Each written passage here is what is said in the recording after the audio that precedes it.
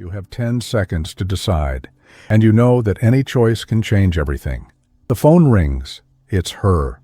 The woman who humiliated you, who swapped you out, who made you question every fiber of your masculinity.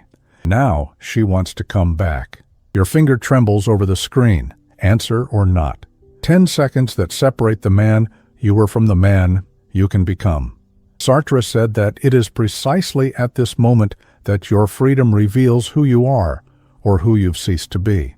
Not in easy decisions made in the comfort of your room, but in those that find you naked, maskless, with no time to lie to yourself.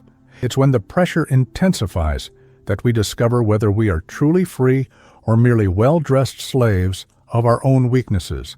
Here you will understand why true freedom is not born from easy choices, but from those made under pressure. When fear screams, when everyone judges, when chaos pushes you to react like an animal, that's when you choose to be a man or to remain a boy. If this has happened to you before, comment below. Tell me in the comments if you've ever experienced something like this. When pressure hits, you disappear. The automatic takes over. You act to please, to avoid pain, to seem strong to those who don't even deserve your attention, but you rarely choose consciously. Pressure exposes you naked. It shows that you're not as free as you think. It reveals you have invisible masters, the fear of rejection, the need for approval, the terror of being alone. In extreme moments, you don't choose. You react, like a programmed reflex to survive, not to live. Sartre observed this brutally. When pressured, humans flee their own freedom. They prefer to be commanded by instinct rather than take responsibility for conscious choice. It's easier to blame circumstances than face the fact that, even under pressure, you still have the power to choose. The ordinary man, when pressured, becomes predictable. He gives in, he explains, he justifies, he begs for understanding, he acts as if circumstances are stronger than his will.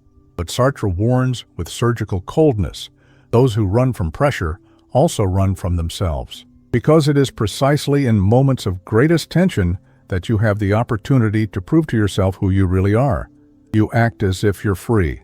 But when the situation tightens, you behave like a slave to what they'll think, a slave to what you could lose, a slave to the comfort you built by lying to yourself. Pressure does not create your weakness. It merely exposes the weakness that was already there, hidden beneath layers of self-deception and narratives about inner strength.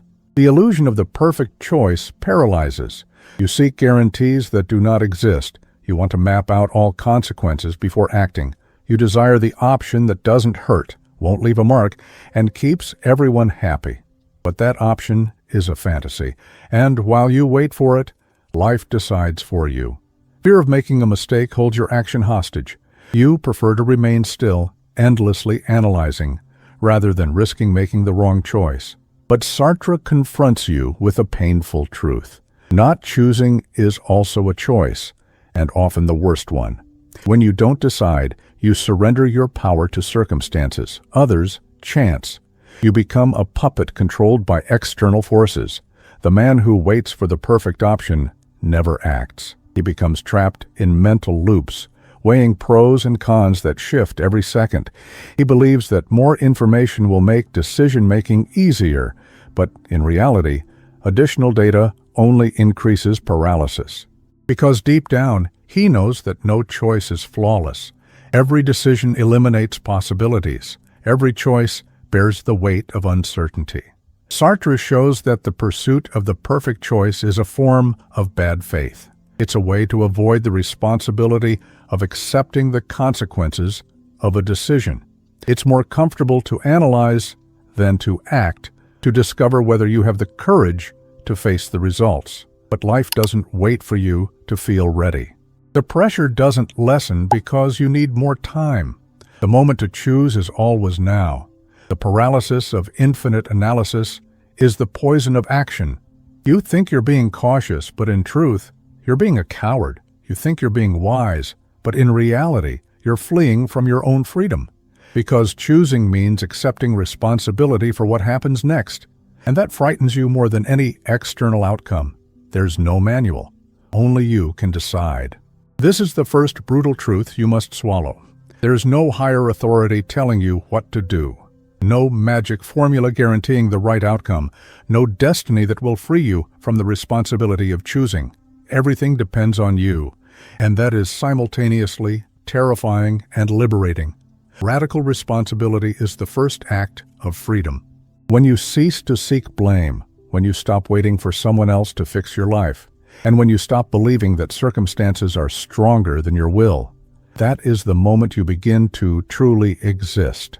Sartre doesn't offer comfort. He offers power. The power to accept that your life is your own creation. Fully taking responsibility doesn't mean controlling everything. It means controlling your response to everything. You don't choose what happens to you, but you always choose how to react to what occurs. This distinction is fundamental. You may lack control over others' actions, but you possess absolute control over your own responses. Most people shy away from this responsibility. They prefer to see themselves as victims of circumstances. It's easier to blame the system, society, or others than to admit that they hold the power of choice in any situation. However, the individual who assumes complete responsibility becomes unstoppable because they stop wasting energy blaming and start channeling all their energy into creating. Every choice eliminates possibilities. When you choose one path, you eliminate all others. When you decide to stay, you dismiss the possibility of leaving. When you choose to leave, you forego the option to stay. This death of possibilities breeds anguish, and anguish is the price of authenticity. Discomfort signals that you are making authentic choices. If it doesn't hurt, doesn't induce anxiety, and doesn't push you out of your comfort zone, then you are probably not making a genuine choice. You are merely following a script someone else wrote for you. Existential anguish is not a system bug, it's a feature. It confirms that you are embracing your freedom.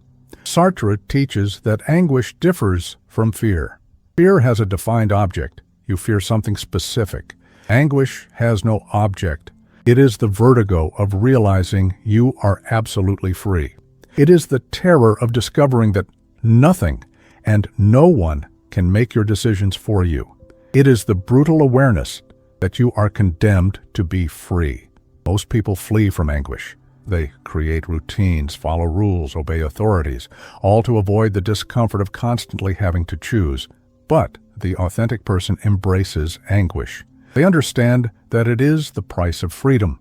They prefer to live with anxiety and freedom than in peace and slavery. Stop. Breathe. Question, is this what I truly want, or what do they expect from me?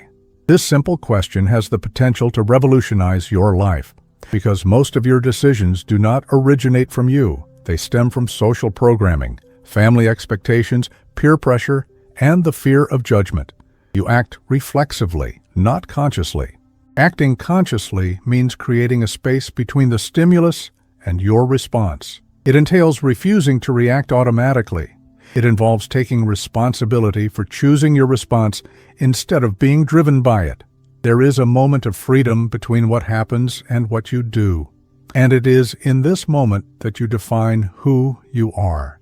Act based on what you are willing to experience, not on what you want to avoid feeling.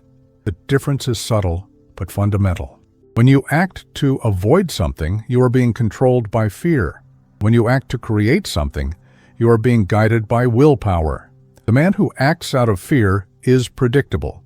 The man who acts out of will is unpredictable and respected. Consciousness does not guarantee that you will always be right. It guarantees that you will accept the consequences of your choices. And accepting consequences is what transforms boys into men, because a boy acts and then looks for excuses. A man acts knowing he will have to live with the results and is prepared for it. If any part of this message has made you reflect, mark this moment in the comments. That's where change begins. And if this has resonated with you so far, leave a like. Not for me, but for yourself. In a world that pushes conformity, choosing with authenticity is going against the current. Society wants you to be predictable. It wants you to follow the rules. It wants you to do what everyone expects. It wants you to be a well-behaved cog in the social machine, but choosing authentically is refusing that role. It's deciding to exist as an individual, not as part of the masses. Sartre says that freedom is a burden, but also your only dignity, because being free means being alone with your choices. It means having no one to blame when things go wrong. It means carrying the weight of knowing you could have chosen differently. But it also means you are not a robot. You are the creator of your own existence. An authentic man is unsettling because he is ungovernable. He does not act according to expectations. He does not bend to please others. He does not sacrifice his truth to maintain peace. He exists on his own, and that threatens those who live by external scripts. Therefore, authenticity is always an act of rebellion. It is a refusal to be domesticated. Genuine rebellion is not loud. It requires no shouts, protests, or dramatic declarations. It is silent and relentless. It is the decision to live according to your own values, even when that isolates you.